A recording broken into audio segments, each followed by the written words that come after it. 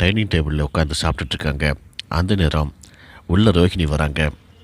ரோகிணியையும் சாப்பிட எல்லாருமே கூப்பிட்றாங்க. ரோகிணி வந்து டேபிளில் உட்காந்து சாப்பிட ஆரம்பிக்கிறாங்க. விஜயா ரோகிணியை பார்த்து, ஏய் நீ எழுந்திரி அப்படின்னு சொல்கிறாங்க. எல்லாருமே இதை கேட்டு அதிர்ச்சியாக நிற்கிறாங்க. ரோகிணி ரொம்ப இன்சல்ட் ஆகி எழுந்திரிச்சு நிற்கிறாங்க. இனிமேல் நீ இங்கே உட்காந்து சாப்பிடக்கூடாது அப்படின்னு சொல்லிட்டு விஜயா சொல்கிறாங்க. மனோஜ் எதை பற்றியும் கவலைப்படாமல் அவர் பாட்டுக்கு அவர் வேலையை பார்த்துட்ருக்காரு. கீழே குனிஞ்சு சாப்பிட்டுட்ருக்காரு.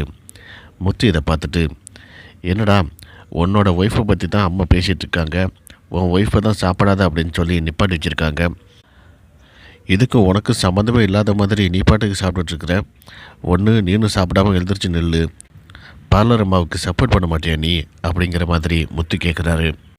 இந்த முத்துக்கு இருக்கிற அக்கறை கூட மனோஜுக்கு இல்லையே அப்படின்னு சொல்லிட்டு ரோஹிணி ஒரு பக்கம் மனசுக்குள்ளே ஃபீல் பண்ணிகிட்டு இருக்காங்க. மனோஜ் என்ன செய்கிறது அப்படின்னு தெரியாமல் திருன்னு முழிச்சிட்ருக்காரு. விஜய் அங்கே இருந்த மீனாவை பார்த்து, நீ இன்னும் சாப்பிடல, நீ உட்காருங்க அப்படின்னு சொல்லி சொல்கிறாங்க. மீனா உடனே இல்லத்தை நான் அப்புறம் சாப்பிட்டுக்கிறேன் அப்படின்னு சொல்லி சொல்கிறாங்க.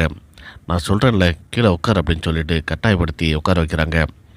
மீனா எதுவும் சொல்ல முடியாமல் உட்காந்து சாப்பிட ஆரம்பிக்கிறாங்க. இதை பார்த்துட்டு ரோஹிணி ரொம்ப அப்செட் ஆகி போகிறாங்க. மீனா இடத்துக்கு நம்ம வந்துட்டோமா? மீனாவை ஆரம்பத்தில் எப்படி நடத்துனாங்களோ அதே போல் தான் இனிமேல் நம்மளை நடத்த போகிறாங்களா அப்படின்னு சொல்லிட்டு ரோஹிணி மனசுக்குள்ளே பதட்டம் அடிக்கிறாங்க.